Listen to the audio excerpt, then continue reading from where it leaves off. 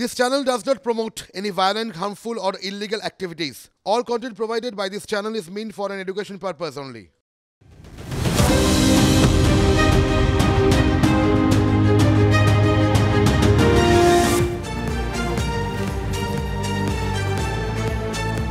নমস্কার, আপনারা দেখছেন টিভি9 বাংলা। সাতটা মানেই আমাদের অন্যতম গুরুত্বপূর্ণ প্রাইম টাইম শো সাতের সেরায় আমি শুভজিৎ রয়েছি আপনাদের সঙ্গে। শুভজিতের সঙ্গে রয়েছি আমি মিমি। সারাদিন আপনারা জানেন একাধিক গুরুত্বপূর্ণ খবরে আমাদের নজর থাকে, আর সেই সব খবরের ভিড়ে এমন কিছু খবর থাকে যা আমাদের নজর এড়িয়ে যায় অনেক সময়।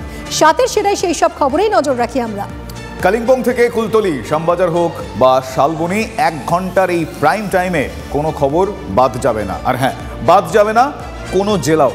আজ বিশেষ নজরে কোন কোন খবর থাকছে শুরুতেই আপনাদের বলি। আজকে প্রথম যে খবরে আমরা চোখ রাখবো, গ্রাম না যুদ্ধক্ষেত্র, সাইরেন বাজলেই ঘর ছাড়া কেন, আসবো বিস্তারিত। আজকের দ্বিতীয় যে ইস্যুতে আমাদের নজর থাকবে তা হলো সারপ্রাইজ ভিজিট। স্কুলে গিয়ে কি দেখলেন ভিডিও দেখাবো আপনাদের। আজকের তৃতীয় বিষয়, ক্যামেরা দেখে দৌড়, বালি চুরি থামছে না। আজকের চতুর্থ বিষয়, ধুঁকছে চা বাগান, বিকল্প কাজের খোঁজে চা শ্রমিকরা। কি ভাবছেন তারা, কি বলছেন, কি ভাবছে প্রশাসন, দেখাবো আপনাদের বিস্তারিত। আজকের পঞ্চম বিষয় তা হলো close circuit camera, close circuit TV, সিসিটিভিতে ফাঁকিবাজি, শাহজাহানের খোঁজে এবার সিট। আজকের ষষ্ঠ ইস্যু, বিষ্ণুপুরের তুলকালাম কাণ্ড, উচ্ছেদ ঘিরে সরগরম, দেখাবো। আর আজকের সপ্তম ইস্যু, ঠান্ডায় জবুথবু দশা, চাষির মাথায় হাত, কি করবেন তারা, বলবেন। আজকে প্রথম বিষয়। সাতের সেরার শুরুতেই আজ আপনাদের একটা গ্রামে নিয়ে যাব, যে গ্রামের মানুষের বিস্ফোরণের আওয়াজে কান ঝালাপালা হয়ে যাচ্ছে।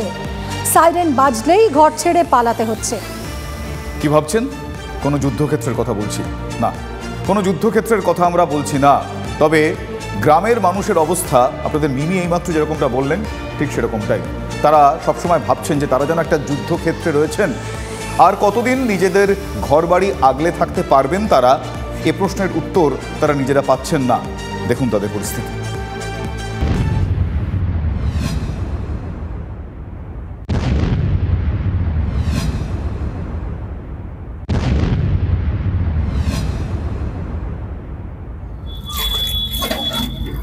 সাধারণ ছাপোষা কিছু মানুষের বসবাস সাধারণ একটা গ্রাম। মানুষের খুব সাধারণ চাহিদা, দুবেলা খেয়ে পরে শান্তির ঘুম। কিন্তু তার জো কোথায়? রাত দিন কানে শুধু বিস্ফোরণের আওয়াজ।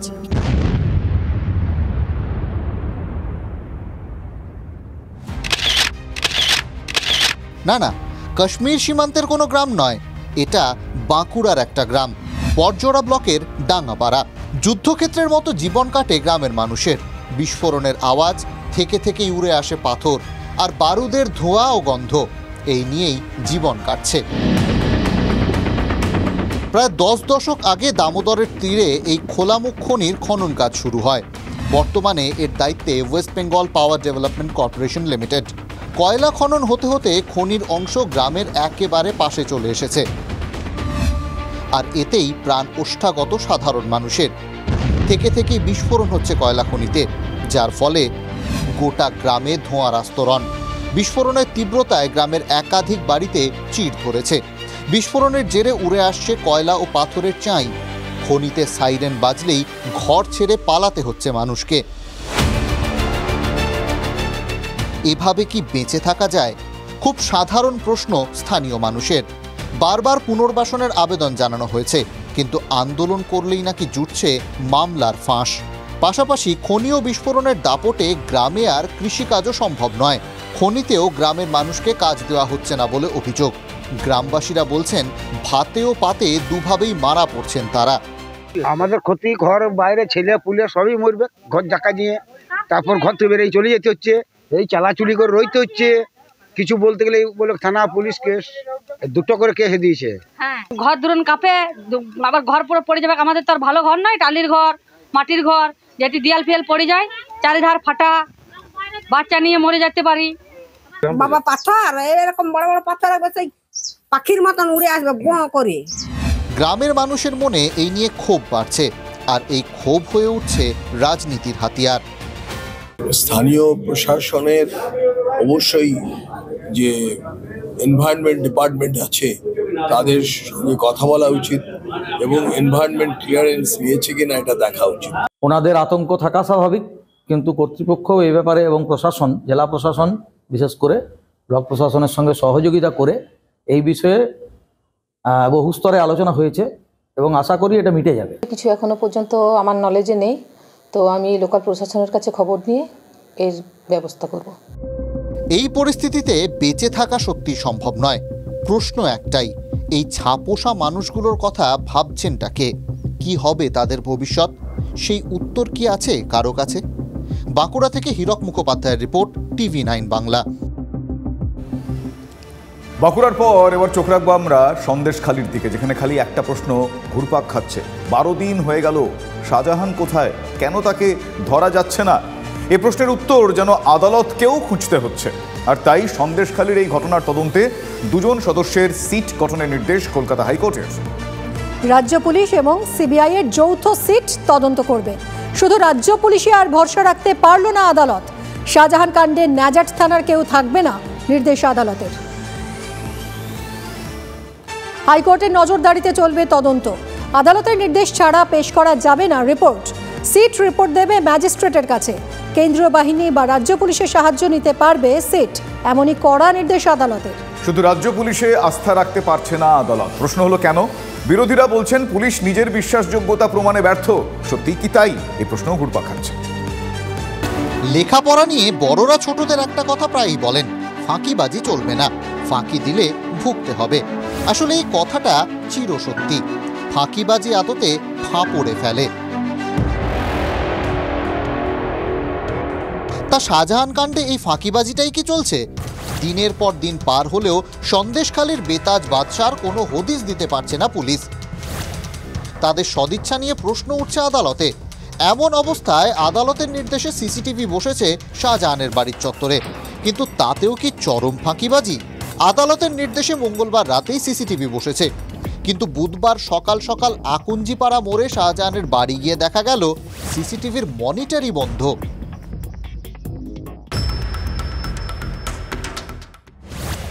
সে কি কাণ্ড! নজরদারি হবে কিভাবে? TV9 এর ক্যামেরায় এই ছবি ধরা পড়তেই হইচই। কিছুক্ষণের মধ্যে সিসিটিভি চালু হলো। সেখানেও এক বিতর্ক, সিসিটিভির বিদ্যুৎ সংযোগ নিয়ে প্রশ্ন। মনিটর, এখানে যে মনিটর রয়েছে সেই মনিটরে সেটি দেখা যাচ্ছে। এটা হচ্ছে 1 নম্বর বাড়ির রাস্তা, শেখ শাহজাহানের বাড়ির 1 নম্বর রাস্তা, এবং এইটা হচ্ছে শেখ শাহজাহানের বাড়ির 2 নম্বর রাস্তা, আর এটা আকুঞ্জিপাড়ার মোড়ের রাস্তা। মনিটরে এই 3টি ছবি দেখা যাচ্ছে। এই যে সংযোগ, সিসি ক্যামেরার সংযোগ কোথা থেকে এসছে? মঙ্গলবার দিন নির্দেশে রাতারাতি ইনস্টল হয়, কিন্তু বুধবার সকাল 9টা 40 মিনিট আগে এর সংযোগ ছিল না। কোথা থেকে সে সংযোগ এলো? এখানে যে বাতিটি রয়েছে, সেই বাতির যে কানেকশন, হোল্ডার থেকে যে বিদ্যুতের যে কানেকশন, এই যে কালো তার, সেই কালো তারটা কোথায় গেছে? কালো তার, এই কালো তার যার মাধ্যমে এই সংযোগটা এসছে, কালো তারটি সোজা চলে গিয়েছে এখানে কার্নিশ ধরে, কার্নিশ বেয়ে একেবারে শেখ সিরাজউদ্দিনের বাড়ির ভেতরে, শেখ শাহজাহানের ভাই শেখ সিরাজউদ্দিনের বাড়ির ভেতরে।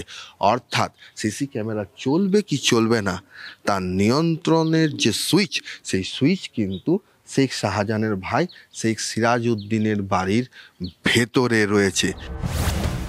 তাহলে সিসিটিভি ক্যামেরা নিয়ন্ত্রণ করবে শাহজাহানের ভাই? এ কেমন কথা? যাকে ধরতে এই নজরদারি, তার ভাই নিয়ন্ত্রণ করবে নজরদারি? পঞ্চায়েত ভোটে বুথে বুথে সিসিটিভি বসানোর কথা বলা হয়েছিল। বাইরে থেকে দেখলে সিসিটিভি ছিল, কিন্তু একাধিক ক্ষেত্রে ক্যামেরায় কিছুই রেকর্ড হয়নি বলে অভিযোগ।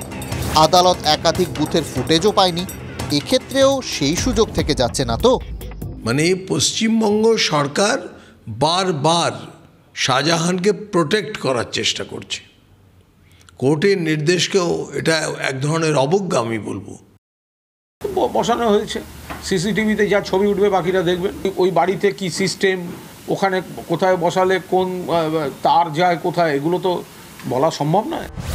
বাড়ির পাশাপাশি শাহজাহানের মার্কেট কমপ্লেক্সেও বসেছে 4টি সিসিটিভি। ব্যবসায়ীরা দেখছেন, তবে শাহজাহান নিয়ে সবার মুখেই কুলুপ। না, এগুলো আগে ছিল না, আজকে আমরা প্রথম এসে দেখি আছে। এই যে কদিন এসছেন, শেখ শাহজাহানকে দেখতে পেয়েছেন? না, আমরা একদিনও দেখতে পাইনি। সপ্তাহ আগে দেখেছিলাম। কবে শেষ দেখেছেন শেখ শাহজাহান? ও আজকের 15-16 দিন আগে, অনেক দিন আগে, ও গন্ডগোলের অনেক দিন আগে আমি দেখেছি, এর মধ্যে দেখা হয়নি আমার। এলাকায় এর মধ্যে দেখা গিয়েছে? হাজী সিদ্দিক মোল্লা তো বলছে এলাকাতেই রয়েছে। থাকলেও থাকতে পারে, আমি কি জানবো কি করে বলুন? গোটা রাজ্য জুড়ে যাকে নিয়ে শোরগোল তিনি নাকি এলাকাতেই আছেন, অনুগামীরা সেই কথাই বলেন, কিন্তু পুলিশ এখনো তাকে খুঁজে পায়নি।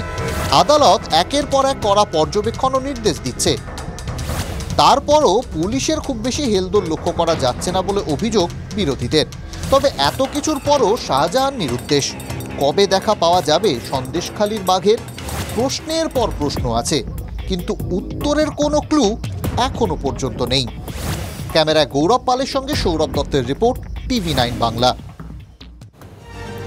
শীত পড়লেই বিভিন্ন জায়গায় স্পোর্টস অ্যাক্টিভিটিস হয়তো, কোথাও আবার ক্রিকেট টুর্নামেন্ট, কোথাও ভলিবল প্রতিযোগিতা, সকাল সকাল ম্যারাথনও তো হয়। এবার আপনাদের এমনই এক ম্যারাথনের ছবি দেখাবো। হ্যাঁ, দৌড়। ক্যামেরা দেখে কংসাবতীর পাড় থেকে গ্রামের পথ ধরে দৌড়। কিন্তু কেন এই দৌড় দেখাবো।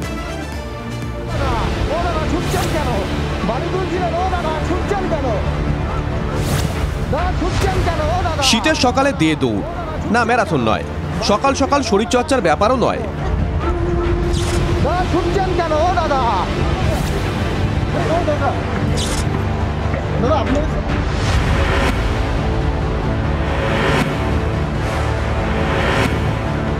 মুখ্যমন্ত্রী যতই নির্দেশ হুঁশিয়ারি দিন না কেন, যতই প্রশাসন অভিযান চালাক না কেন, জেলায় জেলায় নদীর বুক খালি করে বালি পাথর পাচার চলছেই।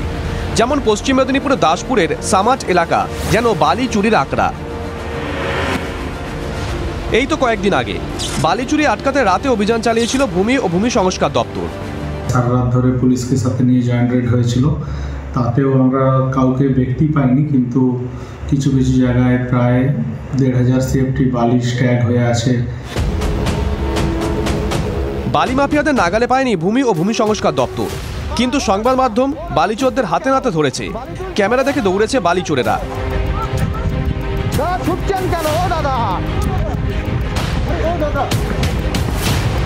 দাসপুরের উপর দিয়ে বয়ে গেছে কংসাবতী নদী। দিনের আলোয় নদীগর্ভ থেকে প্রায় 15 কিলোমিটার এলাকা জুড়ে অবৈধভাবে চলছে বালি চুরি। পিছনে কাদের হাত রয়েছে? এলাকাবাসীর অভিযোগ স্থানীয় পঞ্চায়েত সদস্যকে জানিয়েছেন। তারপর তো অবশ্যই, কারণ যেহেতু আমি কাকে জানাবো, গ্রামের মানুষ পঞ্চায়েত কি জিজ্ঞাসা করলো। কি নাম পঞ্চায়েতের? সুভাষ পারামানি। কোন দলের পঞ্চায়েত? তৃণমূল কংগ্রেসের। জানিয়েছিলেন? আমি একদিন নিজে জানিয়েছিলেন, তাই তো। কেউ প্রতিবাদ করছেন, কেউ আবার বালি মাফিয়াদের আতঙ্কে মুখ খুলতে ভয় পাচ্ছেন। চাষিরা কিছু কিছু নিচ্ছে, এইখানে সামনাসামনি হয়তো। চাষিরা বালি নিয়ে কি করবে? মাঠেতে কি চাষেতে বালি লাগে চাষের জন্য? কাজের জন্য। তাহলে চাষি বলছেন কেন? চাষে তো লাগে না বালি, তাহলে চাষি বলছেন ঘরের জন্য যাচ্ছে।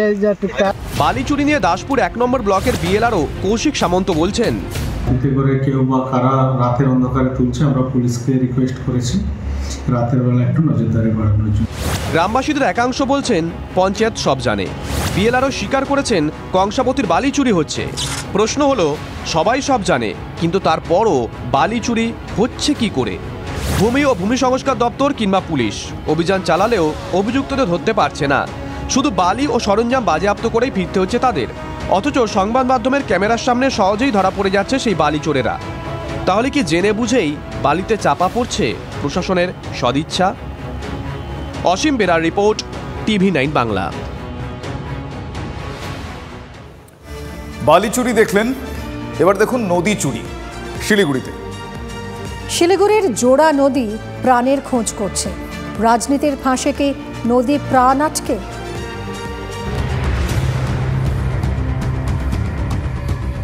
ছবি দেখে কি মনে হচ্ছে?